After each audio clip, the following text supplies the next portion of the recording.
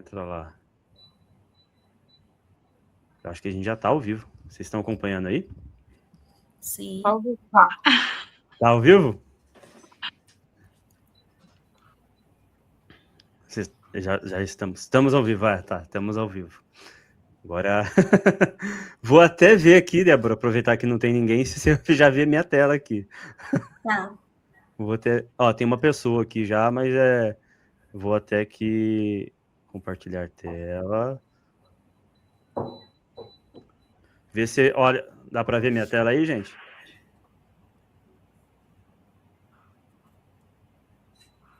Não. Não estão vendo minha tela? Tem um delay que eu mexi no meu cabelo e tá aparecendo lá agora. Vou tentar colocar de novo para ver se vai a minha tela, senão não tem como eu tá mostrando sobre o 5S, né? Aí você só vai falar. E aí, bom. Aí é ruim, né? É. Vê aí se dá para ver minha tela.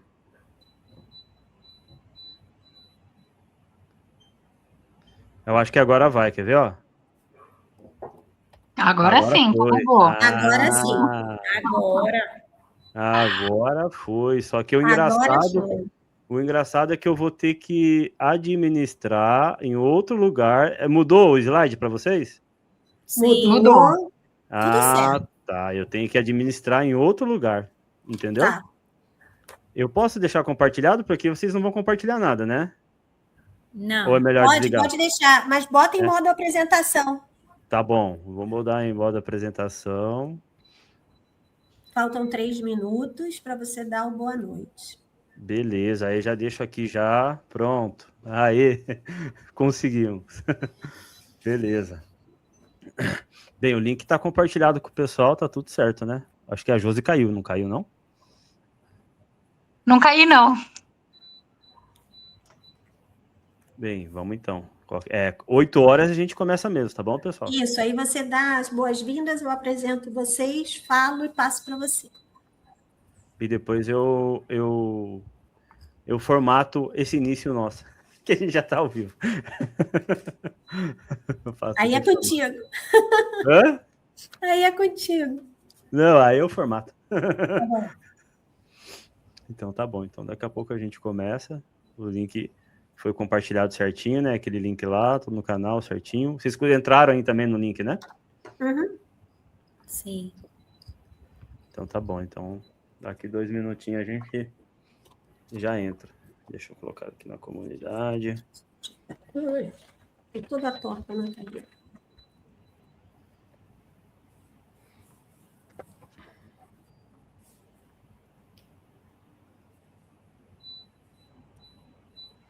Vou colocar aqui na comunidade, que a gente está ao vivo, o link é o mesmo.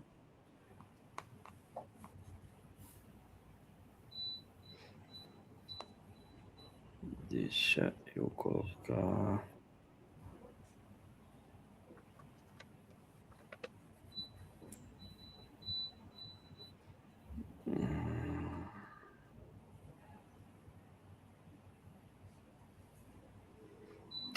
Bem, 1 minuto.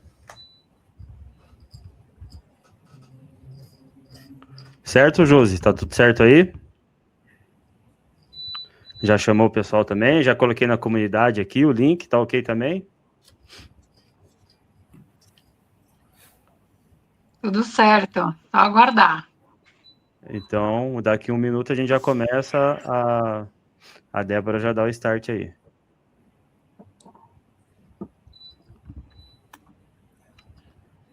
Josi, qual o nome do seu livro? Ideação, suicídio e suicídio dos profissionais da saúde. Tá. E Ciências da saúde, né? Isso. Tá. E pode começar, minha amiga Débora, 8 horas. Olá, boa noite a todos. Bem-vindos ao nosso encontro para falar sobre saúde mental e fazer um paralelo com os 5S, utilizando os mesmos para a proteção e a nossa saúde. Bom, hoje nós trazemos aqui o Paulo Molina, que tem MBA em Lean Six Sigma e certificação Black Belt, é palestrante, mentor, fundador do Promed Process e líder do GT Operações Hospitalares da AVS, Associação Voluntários da Saúde. Trazemos também a Josileide Bezerra, enfermeira, escritora de livros na área da saúde e palestrante. Um dos seus livros é a Ideação Suicida nos Profissionais da Saúde. Luciana Pinto, médica psiquiatra, tenente-coronel, reformada na Polícia Militar de Pernambuco, médica legista reformada da Polícia Civil de Pernambuco e, atualmente, Head de Práticas Assistenciais do Virtude Acolher.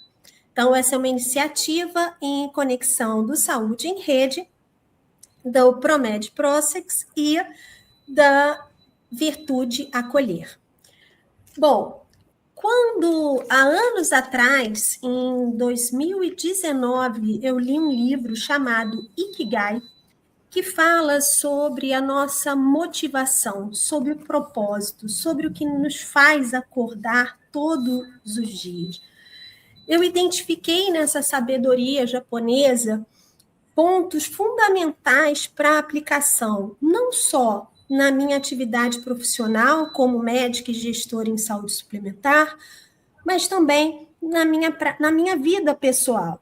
E comecei a identificar os pontos de correlação e de atenção que faziam total sentido para a aplicabilidade diária e mudança da forma de ver. Isso me ajudou bastante naquela ocasião, não só a ser uma rede de apoio para aqueles que precisavam, mas também para pedir ajuda quando eu precisava. E eu passei a observar que no nosso ambiente laboral, principalmente para nós profissionais da saúde, muitas vezes esses cuidados passam desapercebidos. A gente não identifica quando um colega está em sofrimento, quando um colega está com toda a sua rotina de vida emocionalmente desestabilizado, quando ele não está mantendo o seu padrão de sono, de alimentação, quando as entregas já não estão sendo feitas de forma adequada, muitas vezes com julgamentos precipitados, sem saber como abordar e como oferecer ajuda a esses colaboradores. Isso se repete nas nossas organizações, isso se repete nos nossos hospitais, nas clínicas, nos consultórios, e ainda é tabu falar em saúde mental. Aproveitando o mês de janeiro, reforçando que esse cuidado deve ser feito em todos os meses do ano, em todos os dias, deve estar sempre em pauta, nós resolvemos nos reunir para trocar um pouquinho sobre isso. Então, eu convido o Paulo para apresentar o material que ele trouxe e mostrar como o Six Sigma consegue ser aplicado para a nossa saúde mental. Obrigado, Débora. Obrigado, minha amiga, doutora Débora. Boa noite, pessoal. Sejam muito bem-vindos. Muito obrigado por estar presente. Essa iniciativa, Débora, doutora Luciana, Josi, estou com feras aqui.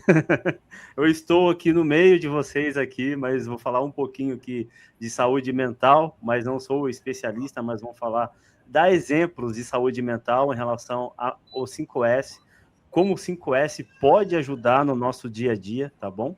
Então, a tela já está compartilhada, eu vou começar a compartilhar com vocês um pouquinho do material sobre a saúde mental junto com o 5S. Para quem não conhece o 5S, vou dar uma passada rápida. Ele é uma metodologia de origem japonesa, onde trabalha com 5 sensos. E quais são esses sensos? Nós falamos que no termo japonês é o Seiri, Seiton, Seisou, Seikitsu e Shitsuke. E cada senso, ele trabalha com um objetivo, onde o Seiri é o senso de utilização, o Seiton é o senso de organização, o Seisou é o senso de limpeza, o Seikitsu é o senso de saúde e padronização, e o Shitsuke é o senso de autodisciplina.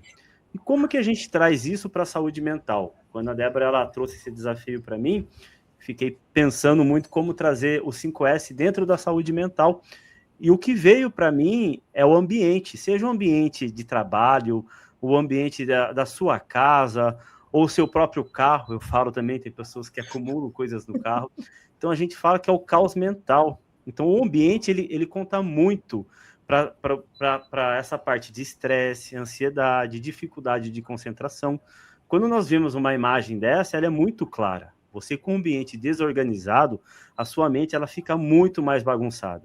E muitas das vezes na saúde mental, o que eu vejo muito essa questão é, se você não está bem externamente, internamente você também não vai estar bem.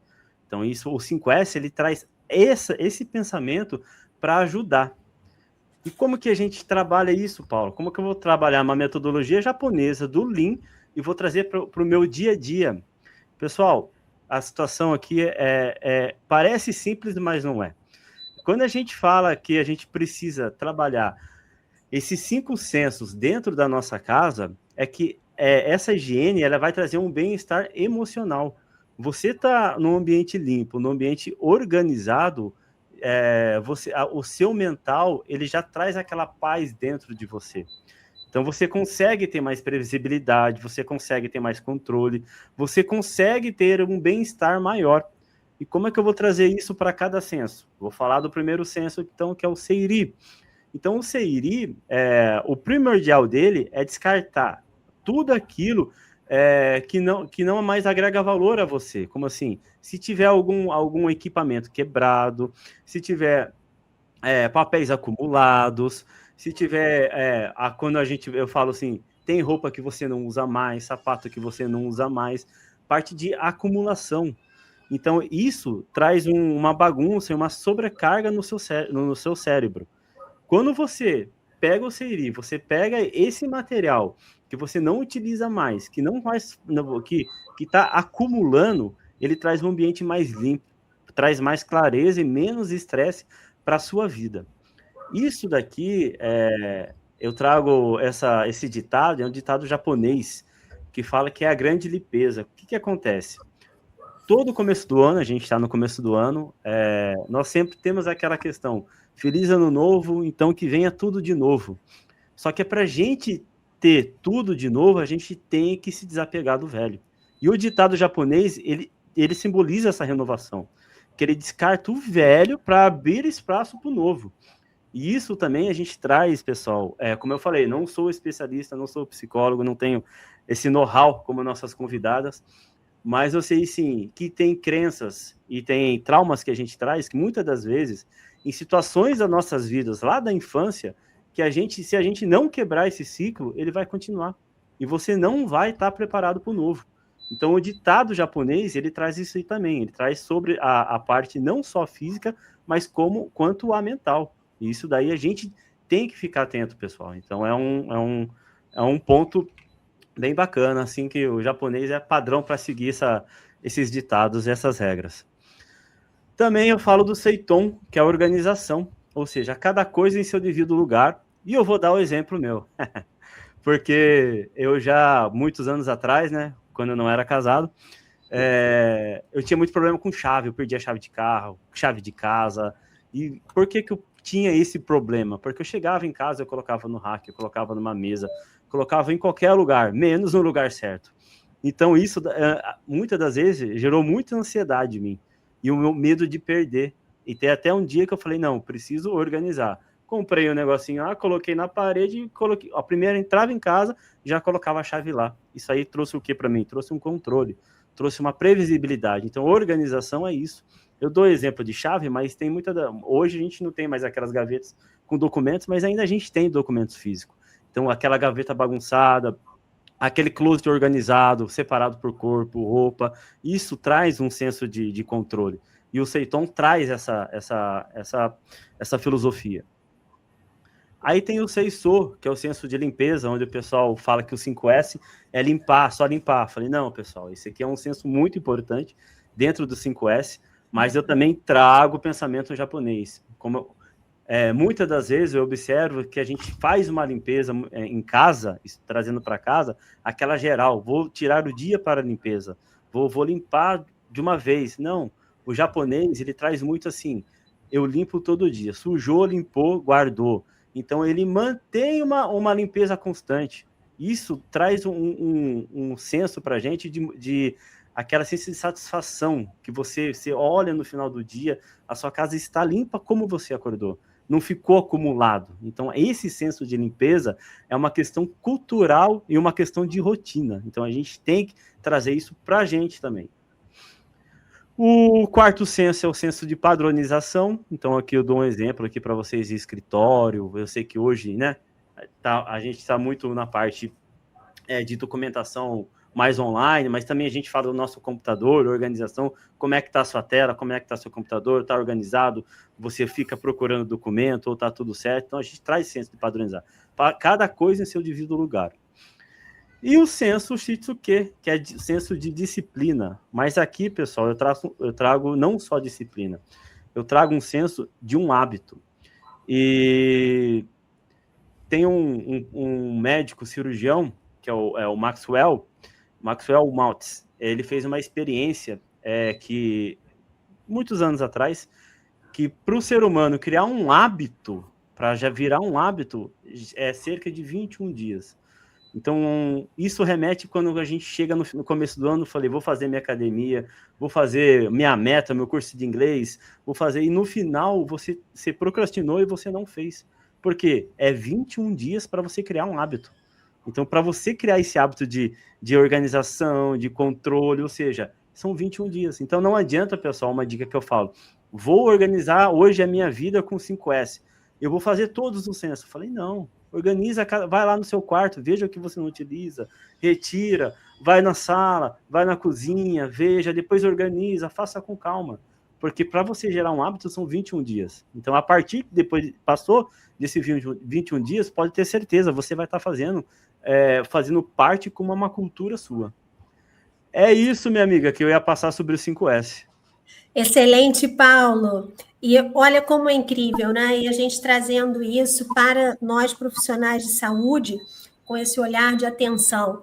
Muitas vezes nós estamos em ambientes que, por questões de segurança, qualidade, tem todas as normativas, os critérios, e não replicamos isso para as nossas vidas, né? Saímos daquele plantão exaustos e entramos no nosso carro, e o nosso carro ele tem tudo, menos aqueles 5 S's que nós citamos aqui, né? E isso vai não crescendo, às vezes, com jornadas muito exaustivas, saída de um local de trabalho para outro, sem as pausas necessárias para cuidar da nossa própria saúde física e mental. E é por isso que a gente pede agora a Josi para contar um pouquinho da experiência dela, né, que a levou a escrever o livro, né, de um tema tão importante e que muitas vezes nós não identificamos os sinais e sintomas que essas pessoas apresentam. Boa noite a todos, muito obrigada por estar aqui com vocês, né? Grandes referências aí na área da saúde.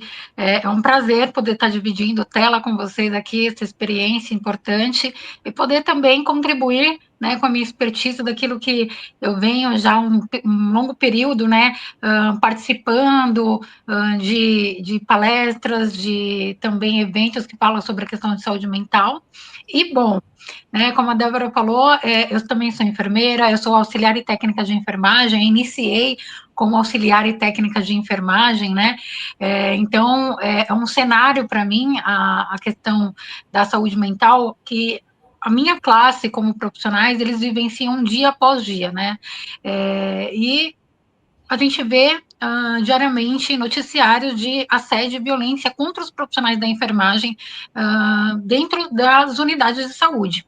E isso é uma questão muito séria, porque nós, como profissionais da saúde, nós temos o dever de educar e catequizar a sociedade sobre o que é o sistema de saúde, e o que cada profissional tem como ali expertise para entregar para a sociedade através dos seus conhecimentos, né? Então, quando eu falo sobre isso, essa temática do livro, ela se deu há muitos anos atrás, né? Quando eu iniciei a faculdade, né? Eu já era formada em auxiliar e técnica de enfermagem, eu me formei pela Cruz Vermelha Brasileira, aqui em São Paulo, e eu fiz depois a graduação, depois de alguns anos, e o meu TCC foi para falar sobre a questão do adoecimento mental dos profissionais. E a minha professora, na época, né, quando a gente estava lá na fase de iniciar o TCC, que ela foi colocando ali as temáticas possíveis que a gente poderia abordar, enfim, e aí eu vim trazer esse olhar, né, da enfermagem nesse sentido, porque eu via, dentro de sala de aula ainda, né, profissionais que já eram profissionais, auxiliares e técnicos, contar, fazer as suas narrativas de como tinha sido o plantão deles, né, e eu nessa vivência também, dentro dos hospitais, eu sabia a realidade. E eu sofri assédio, né, moral, dentro da instituição a qual eu fazia parte, né. Eu tinha ali um supervisor na época que ele me assediava, assim, descaradamente, né, usando português claro. E isso, eu não sabia que aquilo se caracterizava como assédio. E aí, quando eu fui buscar apoio num sindicato de auxiliares e técnicos de enfermagem, eu não sabia nomear o que eu estava passando, e eles me falaram claramente, isso é um assédio moral, né, você está sendo assediada no seu ambiente de trabalho. E aí, quando eu fui para a faculdade, que eu iniciei meu TCC, eu falei assim, eu vou falar sobre isso. Na época, não tinha nada de pesquisa falando sobre isso. E aí, eu comentando com a minha professora, ela falou, vai ser difícil você achar livros, apontamentos sobre isso no Brasil, tem mais algumas coisas fora, né, então você vai ter que traduzir do inglês para o português, então, assim, vai ser uma questão, assim, um pouco mais puxada para você buscar, vamos embora. E olha só como que são as coisas, a gente precisa quebrar esses paradigmas. Na época, quando eu decidi falar sobre isso, por isso que virou o livro, né, que tem hoje falando sobre ideação suicídio dos profissionais da área da saúde, mas eu iniciei focando na enfermagem, quando a diretora da faculdade soube da minha temática, ela falou assim que era mimimi, na época, e que era conversa de corredor, que isso não existia, que não tinha isso. Olha só que situação, né? Então, assim, a diretora da escola na época, ela quis diminuir, ela quis taxar o sofrimento, a doença mental que nós profissionais estávamos sendo cometidos de uma questão que era, assim, como se fosse leviana, né? Tipo, essa pessoa que está falando que está sofrendo no ambiente do trabalho, ela está mentindo.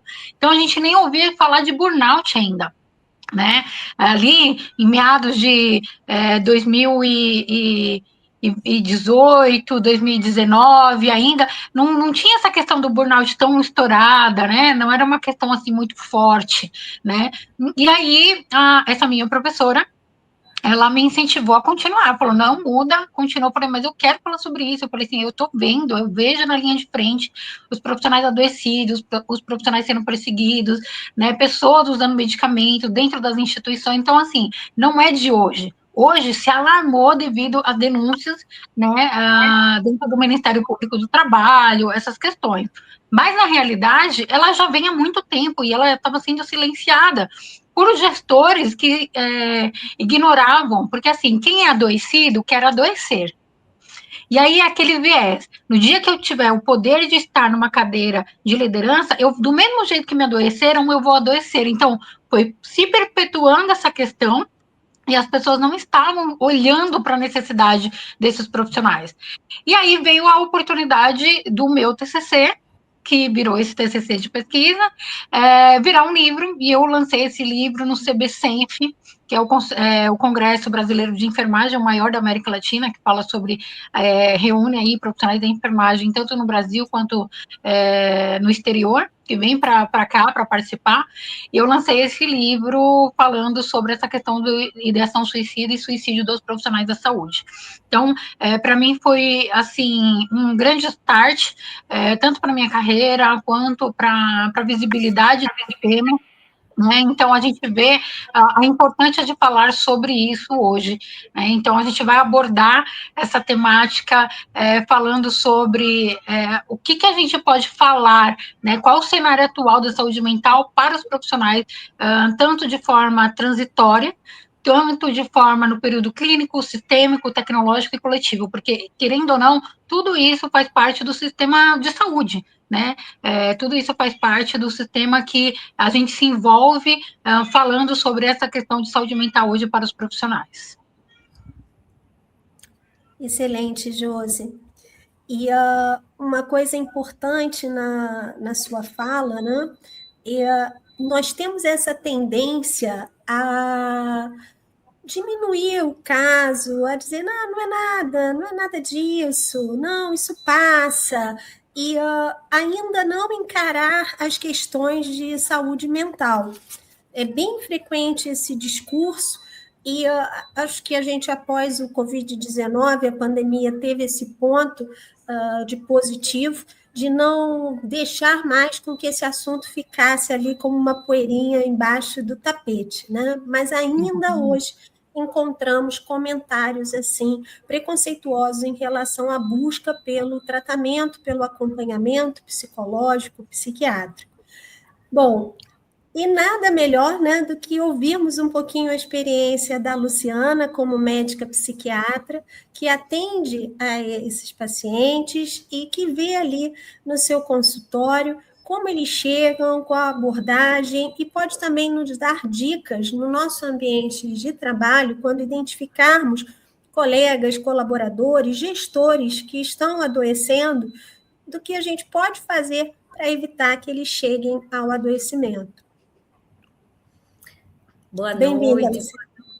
Obrigada, Débora. É um prazer estar aqui com vocês, com Molina, com Josi, compartilhando um tema assim tão importante do ponto de vista da saúde e do ponto de vista social também, né? Essa interface da saúde com o trabalho e da saúde mental especificamente, é um desafio a gente se debruçar sobre troca de experiências e debates nessa área, porque a gente começa, às vezes, com um falso entendimento de que é um assunto predominantemente da alçada médica.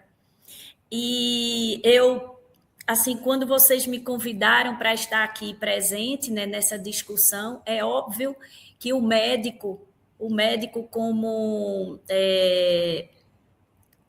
com esse poder instituído, né, nos sistemas abstratos, né, constituídos pela sociedade, nós temos o poder de falar sobre a saúde. Só que quando a gente fala em saúde mental, esse poder médico ele fica um tanto enviesado com as outras áreas, as áreas das ciências humanas, e nessa interface da saúde com as ciências humanas é onde a gente verifica, essa interface é o palco onde se desenrola todas as questões envolvendo a saúde mental. Então, assim, a minha presença aqui como médica nessa discussão, eu entendo que vem no sentido, assim, de pontuar em que pé estamos hoje, pegando esse histórico que a Josi fez, né, sobre o entendimento do adoecimento mental no ambiente de trabalho. O que é que a medicina e a psiquiatria hoje tem a falar sobre isso, especificamente a psiquiatria ocupacional? É que hoje, em termos de lei e de entendimento, já foi incluído na NR1, né, a inclusão dos fatores de risco psicossociais na NR1. O que é que isso quer dizer? Isso sinaliza para um reconhecimento concreto, né, concreto, não é mais algo de escutar relatos, como o Josi falou aí, de estar batendo em teclas. Hoje nós temos legislações, nós temos amparo de normas regulamentadoras que falam sobre os fatores psicossociais para o adoecimento e a obrigação legal das empresas, né, de incluir esses fatores no gerenciamento de risco.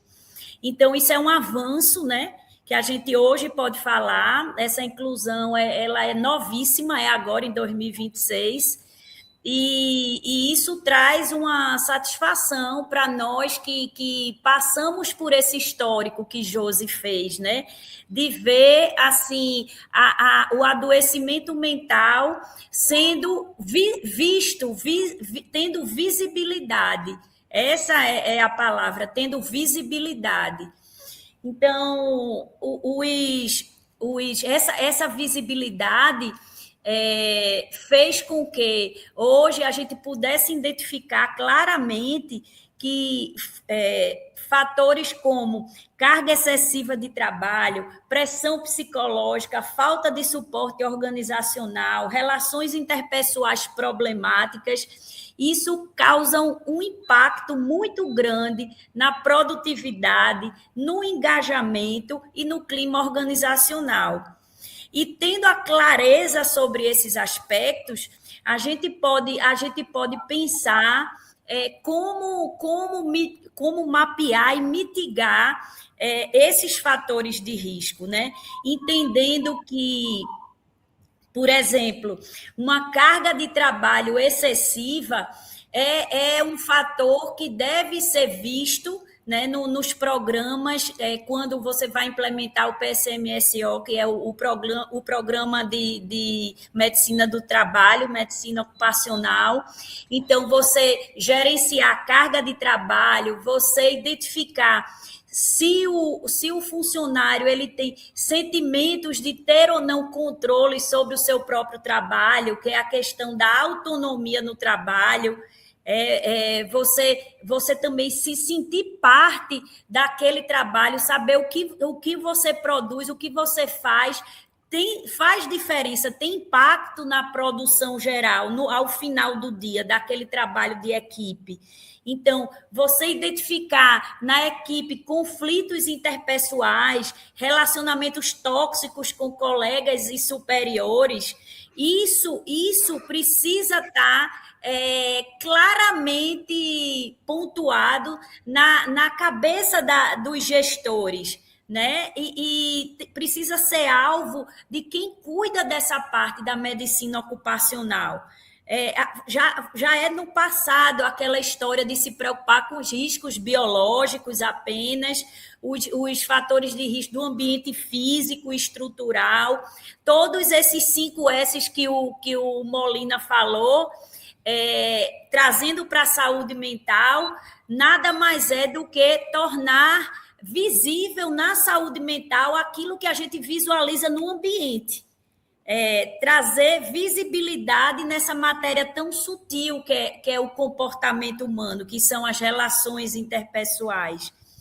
E vendo por esse aspecto, a questão que a gente pontua como principais entidades mórbidas nesse ambiente do trabalho em relação à saúde mental, a gente pode pontuar como ansiedade, o que a gente mais encontra, ansiedade, depressão, abuso de substâncias psicoativas. Isso a gente trazendo para o pessoal da saúde, a gente tem um diferencial, porque os profissionais da saúde eles têm um acesso mais fácil, né, às medicações, eles têm um manejo melhor de conhecer o que é que, assim, o efeito daquelas substâncias, e muitas vezes eles procuram as substâncias para amenizar uma carga de trabalho excessiva, para melhorar a sua própria produtividade, né? Para mitigar a fadiga, para diminuir a ansiedade. Então, assim, é um ponto que chama a atenção, esse aspecto do abuso de substâncias psicoativas entre os profissionais de saúde. E outro aspecto bastante importante que Josi trouxe é a questão também das relações interpessoais, levando ao assédio moral e levando a uma síndrome que não é uma doença, na verdade é uma síndrome biopsicossocial, que é o burnout. Né? Do ponto de vista psiquiátrico, a gente enquadra essa síndrome nos transtornos relacionados ao estresse, que pode ser agudo ou crônico, aí entraria no estresse crônico.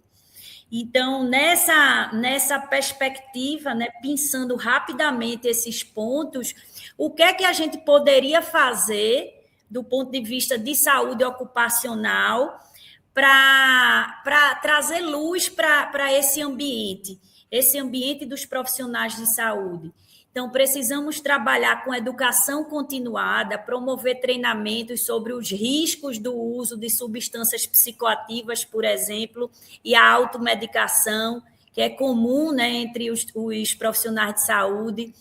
Programas de suporte ao profissional, criar programas de saúde para o médico, para o enfermeiro, para o técnico, para lidar com o estresse, o burnout e a exaustão, que são fatores desencadeadores do uso das substâncias, reduzir a carga de trabalho, né? Melhorar o ambiente ocupacional, reduzindo o trabalho excessivo, o que diminui a busca por substâncias como forma de alívio de estresse ou aumento da produtividade. Canais de denúncia seguros, onde a gente pode implementar mecanismos de compliance, canais de denúncia anônimos para identificar desvios de conduta, né, de forma ética, combatendo a cultura protecionista, e uma educação e prevenção ativa, né? Pensar em rodas de conversa e escuta. A gente tem essa prática, né, na Rede Virtude. Nós temos essa cultura de todos os dias, diariamente, todas as unidades, 20 minutos dedicados no horário de trabalho, não é no horário de almoço, não é no horário de descanso, é no horário de trabalho, dedicados à partilha, a uma escuta ativa. Nós falamos sobre os valores da empresa, de respeito, de segurança à vida, de inconformismo, e abrimos para partilha, abrimos para oração, para meditação sobre esses valores, para abertura mesmo, desabafo, queixas, reclamações. Nós criamos um ambiente acolhedor. Isso tem feito muita diferença entre a gente, né? Dentro da nossa prática no dia a dia. E eu acho excelente partilha, Luciana, excelente. Nós, em saúde corporativa, falamos muito disso, né? De um ambiente seguro, de comunicação clara, assertiva, de confiança, né? De sensação do pertencimento, fazer com que o colaborador se sinta seguro no ambiente de trabalho, de tomada de decisão às claras, né? De que os feedbacks sejam feitos de forma clara e, à medida do possível, mostrando a relação de continuidade, de melhorias possíveis, e não só com aspectos negativos, né? Os aspectos positivos disso. Então, você tocou de forma muito clara, né? Desde o ano passado, nós estamos falando da NR1, e muitas empresas ainda se organizando para o que já é uma realidade e deve ser um cuidado diário com a saúde emocional dos colaboradores, né? E você tocou de forma muito clara em todos esses pontos, e de como é necessário promover espaços seguros para troca, para conexão emocional, espiritual, para partilha de vivências, né? E, com isso, o equilíbrio e a saúde. Eu quero abrir para vocês, para saber se vocês têm mais colocações a partir da fala dos outros, né? O que vocês gostariam de complementar? Deixa eu contribuir com vocês na questão seguinte, né? Quando o Paulo iniciou falando sobre a questão dos 5S, quando a gente fala sobre essa questão da higiene mental que a gente precisa ter, tanto no ambiente físico, no nosso convívio familiar, social, mas também no nosso dia a dia com a gente mesmo. O que eu posso fazer, eu como pessoa, que possa desanuviar a minha mente? Porque o adoecimento mental ele vem dessa sobrecarga de pressão. Das questões pessoais, familiares, né, são dívidas, é um trabalho que eu preciso fazer, é a faculdade, é um filho, é o casamento, né, é o meu ambiente de trabalho, é aquele chefe que me persegue, e a minha mente ela vai entrar em colapso em algum momento, porque é muita pressão emocional, muitos pedidos, né, para um ser humano que muitas das vezes tem as suas limitações, tanto emocionais, físicas, né, espirituais, como a doutora Luciana bem mencionou. Quando a gente olha o ser humano com um olhar holístico, né, como um todo, quem ele é, né, sem desmembrar ele por inteiro, de fato, a gente consegue ter esse olhar um pouco mais intrínseco sobre o que ele faz, né, e o que ele veio fazer, porque cada centelha divina que nós somos, a gente veio fazer alguma coisa e deixar algo, né, alguma experiência importante que a gente veio fazer aqui. E quando a gente volta falando sobre essas questões que a doutora Luciana levantou, a questão do assédio moral, hoje a gente vê, quando entra essa questão da NR1, a NR1 ela veio de muitas denúncias através de assédio moral dentro do ambiente de trabalho, lá em 2001. Lá em 2001 foi, de fato, assim, iniciado um projeto, a Lei 4742 de 2001, que visa e determina a questão do ambiente do trabalho como um assédio moral. Foi lá em 2001 que iniciou esse movimento. Então, quando a gente fala sobre isso, o Brasil está muito atrasado, né, nessas questões de qual é o suporte que eu dou psicológico para o meu trabalhador. A gente está muito atrasado. 2001, se a gente for parar para pensar, foi ontem. Então, assim, agora em 2026 que vai entrar a normativa NR1 para que as instituições, todas elas em geral, se você tem uma empresa, você tem 5 funcionários, você precisa se adequar. Então, assim, não é o quantitativo, é a qualidade, né, que você vai dar para aquele profissional que está exercendo ali naquela instituição, seja ela qual for. Então, a questão da definição do assédio moral, ela vem da questão organizacional, muitas das vezes é o perfil organizacional daquela instituição de ter colaboradores na posição de liderança que visa a questão do assédio contra os trabalhadores ou os seus colaboradores, né? Porque até isso hoje, né, vocês podem até falar depois para enfatizar, se você faz uma live ou você faz uma reunião e você chama o cara de colaborador, falar que ele faz parte do seu time, e ele usar dessa gravação para entrar num processo trabalhista contra você, ele já ganha, porque o juiz vai falar, mas você fez uma reunião, você chamou o cara de colaborador, até isso, hoje as empresas pedem para a gente não chamar mais de colaboradores. Por quê? Porque tem infelizmente, pessoas que usam de má fé para poder ganhar às custas da justiça da empresa, da instituição. Então, até isso, a gente precisa ter uma seara muito importante de para onde está encaminhando a sociedade em favorecimento judicial. Porque quando a gente bate lá no Ministério Público do Trabalho, quando vem denúncias, principalmente na área da saúde, é muito a questão do assédio moral, falando sobre, de forma pejorativa, vem falando sobre a questão de exposição em conversa de WhatsApp, muitas das vezes precisa muito tomar cuidado com conversas paralelas de WhatsApp. Aqui tem um grupo de trabalho, eu saio do grupo de trabalho, vou comentar com a Débora de alguém, tal, de forma vexatória, e alguém printa, alguém pega o telefone, sem querer, eu acho que eu estou falando com a Débora, eu mandei para uma outra pessoa, sabe esse rolo? Tudo isso hoje são provas que a justiça determina como questões importantíssimas para abrir um processo ético para a instituição. Então, o que visa esses riscos prejudiciais? A gente fala de uma conduta que é de longo prazo, é uma perseguição, essa perseguição vem de quanto tempo? Tem 3 meses que meu chefe está em cima de mim, tem 4 meses, já tem 1 ano que eu sofro isso. Toda vez quando eu vou pedir uma folga, para mim ele nunca pode, mas qualquer outro colaborador que solicita, ele dá, né? Ele está sempre, quando eu vou perguntar alguma coisa, ele não me responde, ele grita comigo, ele me expõe, né? Ele me chama de burra, ele ele fala que eu sou incompetente, ele grita comigo no meio de todos os colaboradores. Então, são posturas de profissionais que já são adoecidos, que querem adoecer outros profissionais. Então, assim, a gente precisa também cuidar dessa gestão. Se a gestão lá em cima já está adoecida, aqui embaixo só vai ser a gota d'água do sistema. Então, o profissional que está na ponta, que está ali no pronto-socorro, que está ali dentro das suas clínicas atendendo, ele vai ser ali assediado a todo momento. E é uma postura, né, que já é um vício, na verdade, nesse sentido. E quais são hoje os exemplos de assédio moral dentro das instituições? Forçar a pedir demissão é um deles. Metas abusivas. Então, assim, é só na enfermagem? Não, na sua empresa também. Eu sou vendedor, é uma meta abusiva, o cara fica em cima de mim e ele fica com aquela pressão e tal.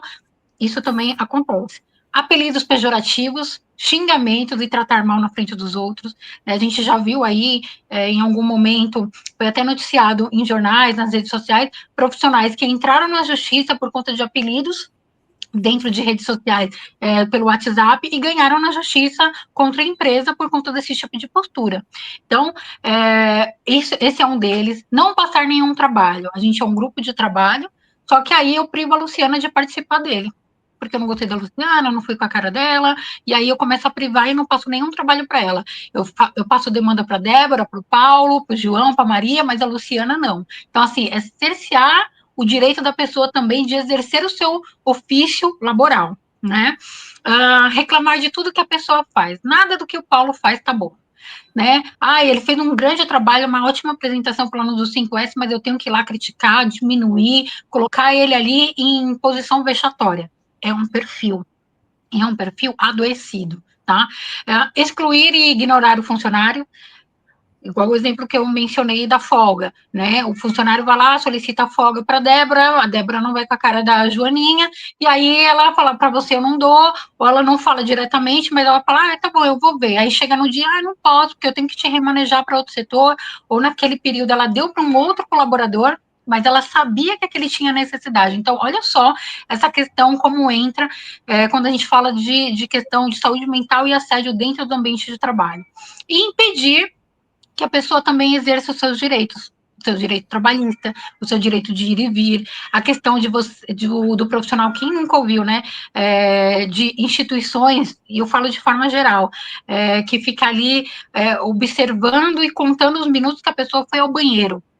Quantas empresas já foram noticiadas pelo Ministério Público do Trabalho, foram processadas e tiveram que indenizar o colaborador por conta disso? Várias. Se a gente for buscar em pesquisa aí no Google rápido agora, você vai achar várias instituições que já foram aí pleiteadas judicialmente para que fizesse ali esse acordo judicial financeiro para o colaborador. Então, isso é muito sério, é uma questão que a gente precisa ter cuidado no dia a dia, a gente precisa, sim, respeitar a hierarquia e os pares, né? Então, a gente precisa também saber se posicionar, saber falar no ambiente, saber como que a gente... É aquele negócio que mãe ensina, né? A gente precisa aprender a entrar e sair dos lugares. Então, a gente precisa ter esse perfil. Só que a gente vê que, na verdade, a gente está numa geração agora onde as pessoas elas não estão mais se importando em ficar naquele ambiente e fazer carreira naquele ambiente. Se eu não estou contente aqui, eu não gostei da sua cara, eu pego minha bolsa, vou embora e arrumo um trabalho em outro lugar. Né? É uma geração que ela está descompromissada. Né? Antigamente a gente ouvia falar, quanto tempo você tem naquela instituição? 10, 15, 20 anos, porque a pessoa faz carreira, ela busca ali, né? Hoje em dia não. Mas por quê? Por conta desse perfil de profissionais que estão na liderança, que estão adoecendo esses profissionais que vêm para colaborar. Então, tudo isso precisa ser muito bem deslumbrado, a gente precisa tomar cuidado também, mas, assim, o uso de prova, hoje, cabal, dentro da justiça, e-mails fora de horário, mensagens, print de conversas, cartas, áudios, gravações de reuniões que a pessoa sabe que aquele chefe tem um perfil assediador, ela pode gravar e a justiça já tem isso como prova, não é algo que é ilícito, né? Então, o que mais dificulta hoje? Questão de testemunha. Se eu estou sendo assediado, o Paulo sabe, a Luciana sabe, a Débora sabe, e quando eu precisar de testemunha, essas pessoas não se posicionam contra, com medo de serem mandadas embora, ou sofrer ali, muitas das vezes, também um assédio ou perseguição dentro desse ambiente, hoje a justiça, se é comprovado esse tipo de ação, ela entra como uma ação coletiva.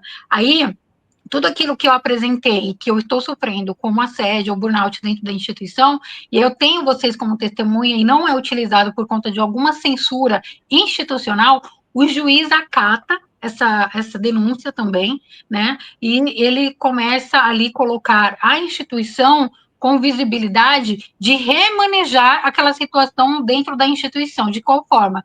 Educativa, como a doutora Luciana falou. Roda de conversa, chamar ali a questão do CERMIT para saber o que está acontecendo, a ouvidoria institucional. Então, tudo isso vem permeando nessa questão.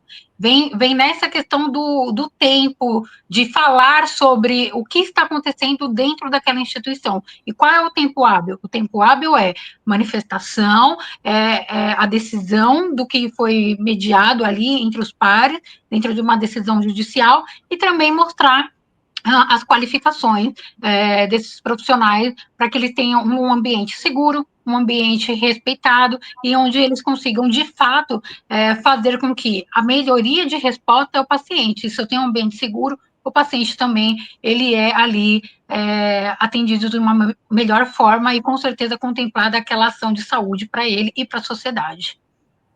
Obrigada, Josi. Paulo? Eu só tenho a agradecer aqui. Estou aprendendo aqui com vocês. E, Josi, já passei por muitos ambientes assim também. Eu sei que você fala dessa parte de assédio mesmo. Então, assim, hoje, graças a Deus, né, então a gente tem as leis aí. Mas eu quero agradecer porque, como eu disse, eu estou aprendendo aqui com vocês aqui. Débora, passo para você, minha amiga. Eu acho que a Josi tocou nesse ponto de ambientes seguros, e já vou passar para a Luciana, né? E da importância, hoje em dia também, nós ouvimos falar muito do burnout, e esquecemos que há de ter o nexo causal com o ambiente de trabalho. Nem todos os casos configuram o burnout.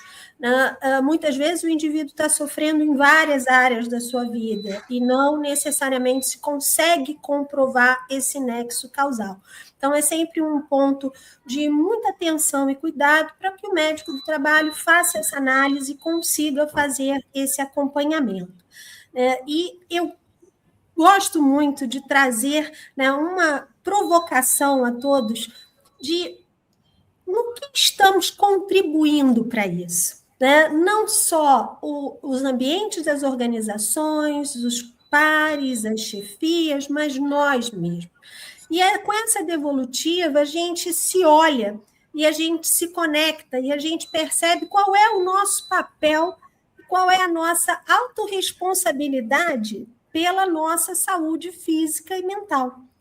Como que a gente pode aplicar, e aí eu volto ao Paulo nos 5S, né, na nossa vida? Como a gente pode colocar isso? Né? Então, eu deixo o lembrete aqui para vocês, os que puderem, que leiam o livro, o Ikigai, para mim foi muito importante, e existem outros, né? Mas ele me deu esse senso de propósito, de cuidado e de olhar para mim mesmo. E aí muitos vão buscar essa conexão, ou através de práticas meditativas, ou através da religiosidade, cada um vai se achar uma forma de se conectar, mas é muito importante a gente assumir esse papel. Luciana? E nessa linha, Débora, que você está trazendo, essa reflexão, com a brilhante explanação da Josi, né, que ela fez esse panorama de como esse processo mórbido social acontece. Aí eu trago tanto a sua reflexão, Débora, quanto a explanação da Josi, e pego num pontinho assim, digo, em nenhum momento de que Josi falou, ela falou várias vezes em adoecimento, mas se a gente prestar atenção, na verdade, a gente está falando de uma enfermidade moral. Não é a doença, não é o biológico, aquilo que está na alçada médica que a gente está falando. Não é sobre doença do ponto de vista médico. É uma enfermidade social, moral. E assim, a gente precisa ter muito cuidado com isso. E agora trago a reflexão da Débora. O que é que eu na minha prática, eu contribuo para esse entendimento ou para a não piora, né, da situação? Passar através da minha prática médica ou da minha liderança, da minha gestão, o entendimento que nós precisamos investir na formação de pessoas, no desenvolvimento de pessoas, no despertar de um propósito de vida, de um trabalho com missão e não de cumprir metas, de desmedicalizar uma questão que não é médica, né? De colocar um olhar mais humano e menos biológico nas nossas relações, né? Porque é muito fácil a gente olhar, querer resolver aquilo que a gente pode pegar, aquilo que a gente está vendo ali, mas a gente não quer fazer a faxina interna, a gente não quer fazer os 5 S da saúde mental, a gente quer fazer os 5 S no ambiente. E a gente precisa trabalhar internamente.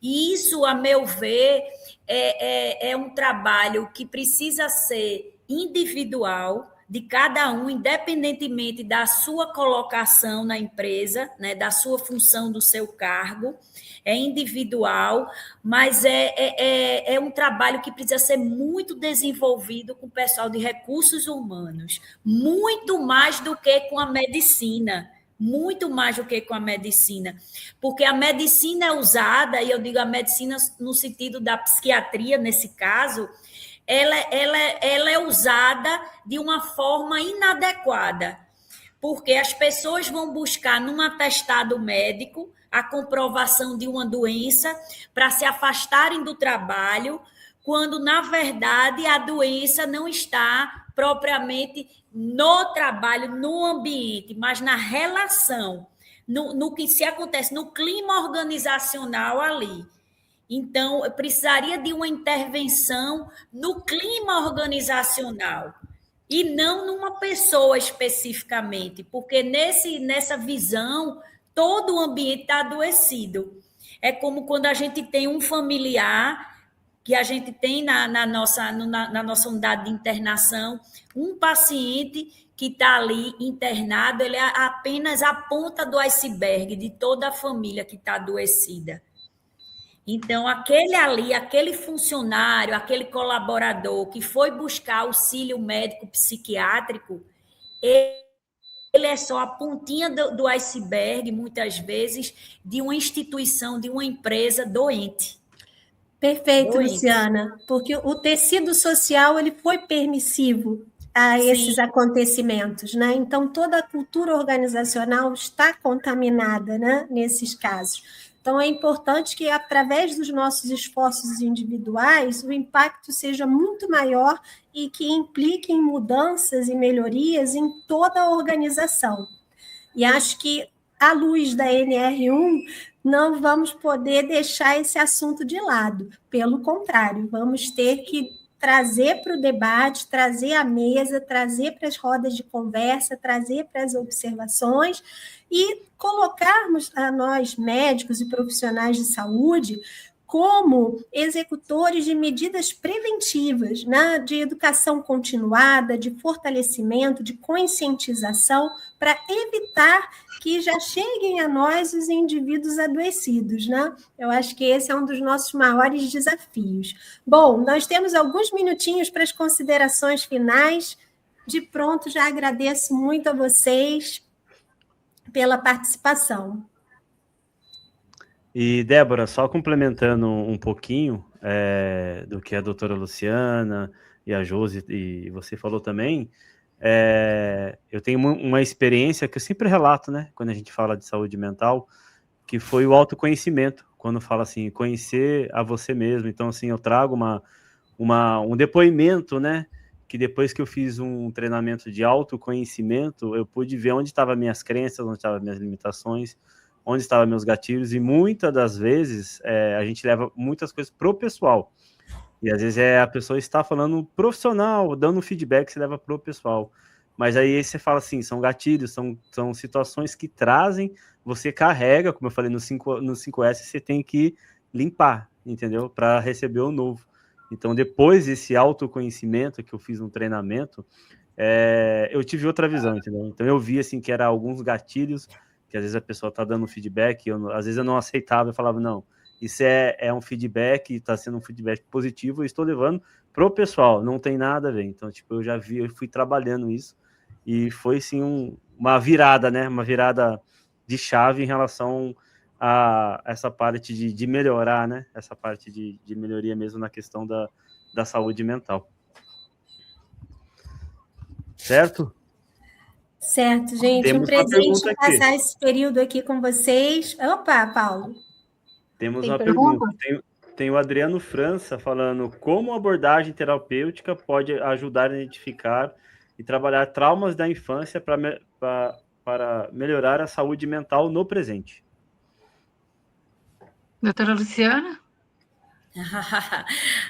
Isso aí a pessoa vai precisar realmente de um atendimento especializado, né? Depende do que a pessoa vivenciou na infância. Nem tudo que é traumático se trata com medicação, né? O termo terapêutico não é igual ao uso de medicação. Então, essa pergunta, ela perpassa por várias abordagens, não só médica, mas principalmente da área da psicologia. Exato, são várias modalidades, né? E que ele pode contribuir. Só para contribuir, é uma questão, quando a gente fala de mexer assim com questões emocionais da infância, a criança ela tem a sua formação de tudo aquilo que ela tem de percepção aos 3 anos de idade, né? Então, tudo aquilo que a gente vivenciou de trauma, brigas no relacionamento dos pais, na família, tudo isso fica numa gavetinha, numa memória que a gente perpetua nas nossas relações depois de adulto. Muitas pessoas falam, não tem nada a ver, nem lembro o que aconteceu, mas aquela imagem fica gravada na nossa tela mental. Então, as nossas relações sociais, né, a maneira como que a gente lida com a questão da sexualidade no ambiente de trabalho, ela tem muito a ver sobre aquilo que você vivenciou na sua fase de infância. Então, como a doutora falou, buscar apoio psicológico, você vivenciar essa cura interna, independente de questões religiosas, mas você se curar, você não guardar esse fantasma mental, né, do que você vivenciou naquela infância, ou resquícios daquela vivência durante a sua formação até a adolescência. Isso é super importante, porque, querendo ou não, tem muito impacto. Por que eu falo isso? Eu tenho hoje, né, quando eu me formei, amizades na época de escola, que tem situações que vivenciam até hoje com traumas e receios do que vivenciou na época que a gente era tudo criança, vivenciando ali, que coisa que a gente nem lembra, mas a pessoa lembra com detalhes do que falou, quem falou, da forma que falou. Então, assim, a convivência social, ela vem muito desses parâmetros do que vivenciamos e de como que a gente está formando a sociedade. E aí começa quem? Na infância, começa com nossos filhos, nossos sobrinhos, né? Qual é o ambiente que permeia, que está ali com a gente? Então, fica aí essa dica para buscar mesmo esse direcionamento, porque não é só tratar medicamentosa, mas é psicoterapia para que você se lide, né, com esse fantasma que se criou nessa sua vivência social. E trazendo para a nossa interface com o trabalho, me veio agora uma frase de Freud, que ele dizia assim, que o trabalho do adulto tem que relembrar o brincar da criança. Quando você não encontra no trabalho aquela sensação do brincar da criança, aí você passa a adoecer no trabalho. Exatamente o que nós trouxemos no livro, o propósito, né? É o flow, é onde é o propósito, possível fluir, É o que o Paulo nos ensina no Lean Six Sigma a trazer para que a gente encontre esse fluxo, que flua bem, né? E lembrando uma fala da Josi sobre a diversidade geracional também. É muito rico trabalhar com várias faixas etárias, né? E nós identificamos isso como um ponto muito positivo da nova geração, de eles aceitarem esses limites e eles não colocarem no trabalho 100% das expectativas. Então, hoje é comum que não haja pretensão de cargos para que se dediquem 44 horas ali ao ambiente, por exemplo, no mundo corporativo, e deixem de vivenciar aquele momento do exercício físico, da refeição em família, da fruição durante o final de semana. Muitos já não enxergam isso, coisa que em gerações passadas achavam que era fundamental, passar o tempo todo naquele ambiente e nunca tirar férias era quase um valor, né, agregado, dizer, eu nunca tiro férias, eu nunca paro, e agora não. Já se enxerga que é necessário o equilíbrio em todos os pontos da nossa vida, o trabalho é um deles, para que a gente consiga preservar a nossa saúde física e emocional. Perfeito. Excelente, gente. Só agradeço a oportunidade de moderar esse encontro de vocês e estamos à disposição para novos, para dúvidas, para o que surgir. Eu acho que não tem mais dúvida agora, não. Foi essa. A do Adriano foi também, ele falou, qual é o papel da terapia no processo de cura de feridas emocionais no trabalho? Fundamental, é fundamental. Ela vai te ensinar a lidar com essas questões, né? E a gente fala muito em relação a feridas, a dores, mas não só isso. Hoje em dia, ter um bom direcionamento em relação à sua carreira, quais são suas metas de curto, de médio, de longo prazo, ter alguém para identificar os perfis de trabalho, identificar qual é o seu perfil de trabalho. Muitas vezes você não está mal realmente, você apenas está alocado numa função que não é ideal para você. E uma simples mudança no padrão de atividade já resolve muito dessas questões. E é isso que leva ao pessoal de gestão de pessoas e RH uma responsabilidade muito grande, a todos nós, enquanto gestores em saúde, esse olhar, essa identificação dos perfis, né, para que cada um desempenhe melhor suas funções e aonde se sente bem, aonde consegue brincar no trabalho, né, Luciana? Como bem lembrado, Freud nos ensinou. Muito bom mesmo. Toda essa construção que nós trouxemos hoje, eu acho que é só uma pitadinha, né? É um tempero para essa discussão, que é como a Débora iniciou falando hoje aqui, é o ano inteiro, né? O cuidar da saúde mental é para o ano inteiro, é para todos os dias, para todos os momentos, é o acolher a vítima, é acolher a denúncia, é acolher a situação, para que a gente não se sobrecarregue, né, nessa função, e isso acaba trazendo esse adoecimento em todos os âmbitos, não é só no ambiente de trabalho, mas na vida social, dentro da nossa relação familiar, dentro dos nossos relacionamentos conjugais, enfim, tudo isso, porque aí a pessoa se sobrecarrega, e ela vai adoecendo, e ela vai perpetuando esse adoecimento em outras pessoas, em outras áreas das suas vidas também. Então, você que está nos assistindo, você que vai nos assistir, você que participa de uma instituição ou tem aí um cargo de liderança, leve essa iniciativa para a sua instituição, para a sua empresa, né? Aqui tem um grupo seleto de pessoas que podem te ajudar com palestras, com orientação, nos procure, a gente vai estar aberto aí também, através da página do professor Paulo, para poder também fazer essa construção com vocês, e desde já eu quero agradecer aqui a minha participação, e agradecer ao Paulo, a Débora também, que quando eu falei, vamos fazer alguma coisa, na hora, os dois toparam, convidaram a Luciana, e a gente conseguiu unir esse timão aí, e trazer essa visibilidade que é tão importante. Quanto mais falarmos, quanto mais catequizarmos a sociedade, com certeza a gente vai estar plantando sementes que vão frutificar lá na frente, com certeza. Obrigada, é sempre muito bom, né? Falar sobre essa área tão linda para mim, que eu sou apaixonada, que é saúde mental, falar sobre pessoas, falar sobre relacionamentos. E eu queria terminar minha fala trazendo a fala de Paulo. Assim, achei muito interessante esse testemunho dele, né, do trabalho pessoal que ele fez nele mesmo, para instigar a cada um de nós, que muitas vezes a gente vive sobrevivendo, mas a gente não procura cultivar o autocuidado da nossa saúde mental.